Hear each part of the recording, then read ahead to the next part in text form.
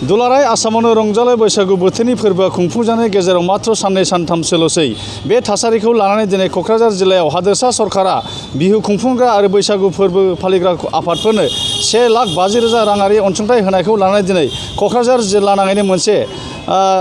गोनो गोथो थासारि लाबोदों जे क'क्राझार जिल्लायाव 200थानिबो गोबांसिन बिहु एबा बैसागु खुंफुंग्रा आफादफोर दङ नाथाय बिनि गेजेराव बिहु फालिग्रा आफादफोराल' मोन 11था बिहु फालिग्रा आफादफोराव सरकारि भाबै 1,50,000 रांखौ अनसुंथाइ मोननो हादों। बे रांखौनो दिनै जायगानि एमएलए आरो गसाइगाव बिधानसभा बियाबनि एमएलए जिरन बसुमतारीजों लोगोसे एमएलए बिथां रबिराम नार्जारीमोनहा चेकखौ राननानै होनाय हाबाफारि बे हाबाफारियाव दिनैहाय क'क्राझार ओनसोलनि थागिबि जायफोरा रंजालि बैसागु फालिग्रा आफादफोरा दिनै 1,50,000 रांखौ मोनैनि थाखाय जोबोद दुखु मोननाय फोरमायदों। थारैनो जोबोद साननो गोनां बे जे हादोरसा सोरखारा बिहु खुंफुंग्रा आफादफोरनि थाखाय माइगाब जुजाइ बासियालासे 1,50,000 राङै अनसुंथाइ होनायखौ लानानै दिनै क'क्राझार जिल्ला खुंथाया जे सायख'नाय बेलायाव बर'नि बैसागु खुंफुंग्रा आफादफोरनो मोनसेनिबो 1,50,000 रांनि अनसुंथाइखौ होआखै आरो बे सेलेक्सन खालामनाय बेलाखौ लानानै दिनै जायगानि एमएलए रबिराम नार्जारी आरो जिरन बसुमतारीया खौरांनि गेजेरजों माबायदि फोरमायथिदों बेखौ रायजो राजाफोरा नायनो हागोन। नंगौ दिनै जोङो बेवहाय फैगौ रंजालि बैसागु अर्थात रङालि बिहु बेनि नामाव बे फोरबोखौ फालिनायनि नामाव आसाम गभर्नमेन्टआ जोंनो माखासे बिहु खुंग्रा आफादफोरनो बैसागु खुंग्रा आफादफोरनो 1.5 लाख थाखा सहाय होनायनि थाखाय चिफ मिनिस्टारा स्पेसियेलि मोनसे ग्रेन्ट होनायनि मोनसे हाबाफारि लादों। बेखौ जोङो दिनैहाय चेक राननो थाखाय जायफोर सायख'जाबाय बिसोरनो गथायनो थाखाय मोनसे मिटिं लिंनायाव नुजाफैदों आरो नुजाफैनानै जों नुदों बावहाय गासै क'क्राझार जिल्लायाव 6था बिहु खुंग्रा आफादनो फैसा होनाय जादों, चेक रानना होनाय जाबाय। बेनि गेजेराव माखासे गोनो गोथो जानाया जोंनि मेगनावबो फैदों आरो आङो मिटिङाव इतिमध्ये उत्थापनबो खालामबाय जे बर'फोरनि गेजेराव रंजालि बैसागु फालिग्रा गोबां आफादफोर दङ। गोबां बोसोरनिफ्राय बर'फ्रा बर' जाथि हिसाबै जे समनिफ्राय बे पृथिबियाव दङ एसे दिन बे समनिफ्रायनो बैसागुखौ फालिबाय थादों। दल संगठन हिसाबैबो फालिबोदों, रायजोफ्रा बबेबा क्लाब बबेबा आफादफोरनि दारैबो खालामबोदों, बोसोरै खालामबोदों, बादायलायनाय बायदिसिना जाबोदों। खिन्थु दिनैहाय जों नुबाय जे बर'फोरनि गेजेराव मोनसेबो बे रोखोम बैसागु फालिग्रा आफादफोरनो फैसा होनायखौ नुनाय जायाखिसै। मा खारनाव जायाखिसै बेवहाय आङो दिनैहाय अनुमान खालामनो हादों जे जायफोर अफिसारफोरनि सायाव जोंहा डिसि बायदिवा सोनारनानै बे हाबाखौ मावनो थाखाय बैसागु खुंग्रा आफादफोरखौ सायख'नो थाखाय बिबान होनाय जादोंमोन। बे अफिसारफ्रा बिसोरो दल संगठनफोरखौ आफादफोरजों जगाजग खालामनानै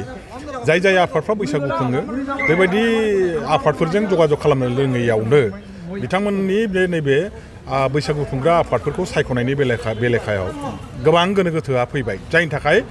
गोबां बैसागु खुंग्रा आफादफ्रानो थाबथालांजोब्बाय। 10 बोसोरसिम बैसागु खुंनायनि रेकर्ड थानांगौ, दा 10 बोसोर 50 बोसोरसिम माखासे बैसागु खुंग्रा आफादफोर दं। जेरैहाय फकेराग्राम बैसागु खुंग्रा रङालि बिहु उदजापन कमिटि दङ। जोंहा दतमानि दुलाराय बर' हारिमु आफादा बोसोरे 10 बोसोर सिगांनिफ्रायनो बैसागुखौ फालिबोबाय थायो। रामफलबिलाव दङ। दा बेबायदि गोबां बोसोरनिफ्राय पालन खालामबाय थाग्रा बैसागु खुंग्रा आफादफोर थासेयावबो बेफोर मानो हाबदिया, बे मोनसे गिदिर प्रश्न। दा बेखौनो जोङो डिसि बायदिजोंबो रायलायबाय आरो डिसि बायदिखौ जों बुंबाय नोंथांनि लेभेलनिफ्राय आसाम गभर्नमेन्टनो स्पेसियेलि मोनसे प्रप'जाल हरफिननांगौ। नैबे आफादफ्रा थालांदों आरो बेखौ लानानै रायजोफोरनि गेजेराव दल संगठननि गेजेराव मोनसे रिएक्सन फैदों। गतिके बेसोरखौ थाबैनो गनायथि होनानै 1.5 लाख थाखानि जे रां अनसुंथायारि गभर्नमेन्टनिफ्राय होनाय जागोन बेयाव होनांगौ होननानै दाबि दिखांफिननानै बेखौ बुंनाय लोगो लोगो डिसि बायदिवा गावबो जगाजग खालामफिननोसै होननानै माबाबाय आरो गोरोन्थि जालांनायखौ बिथाङाबो मानिनानै लाबाय आरो उनाव जाहाथे बेबायदि गोरोन्थिया जाया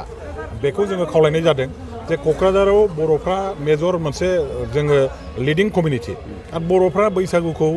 बे क'क्राझार बायदियाव आरोखि बयनिख्रुइ साबसिनै बयनिख्रुइ देरसिनै जिहेथु फालिबोबाय थादों इन्टायार जिल्लायावनो, बेवहाय बर'फ्रा दिनै डिप्राइभ जानायखौ बर' मानसिफ्रा रिएक्सन जानाया स्वाभाबिक, जोंनावबो नांदों बियो। गतिके दिनै आं बेखौ ओंखायनो उत्थापन खालामदों मिटिङाव जे मानो बर'फोरनि मोनसेबो बैसागु खुंग्रा आफादा लिस्टआव फैदिया। बर'फ्राबोथ' बैसागु पालन खालामो। आङो रंजालि बैसागु फोरबोनि थाखाय बयनिसिमबो गाहाम हामलायनायखौ बावहरदों आरो गिबि खेबनि थाखाय जाय बिथांमोनहा 1 तारिखनिफ्राय लानानै बैसागनि 1 तारिखनिफ्राय लानानै 7 तारिखसिमहालागै जायहा बे बैसागु फोरबोखौ फालियो बैफोर कमिटिनो जायहा एकेलेटारियै 10 बोसोर पालन खालामदों बेफोर कमिटिनो जोंनि आसाम सरकारा मानगोनां CM डक्टर हिमन्त बिश्व शर्मा देबनि मोनसे गोथार सानखांनायनि गेजेरजों मोनफ्रोमबो कमिटियाव 1.5 लाख कोटी थाखाखौ हरनाय जादों जायहा बै क्राइटेरियाखौ फुलफिल खालामदों बेयो गोजोनथावना बाथ्रा नाथायबा बेराफारसेथिं जोङो नुनो मोन्दों जोंनि क'क्राझार जिल्लायाव बहाय क'क्राझार आरो गसाइगाव साब डिभिजनाव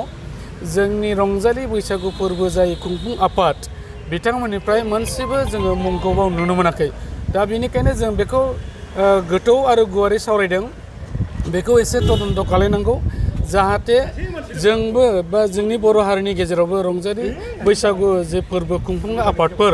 बिथांमोनाबो जायफ्रा 10 बोसोर एकेलेटारि खुंबाय बिथांमोनाबो जाहाथे बैसोर बादिनो मोनफानो हायो बेखौ जोंनि सावरायदों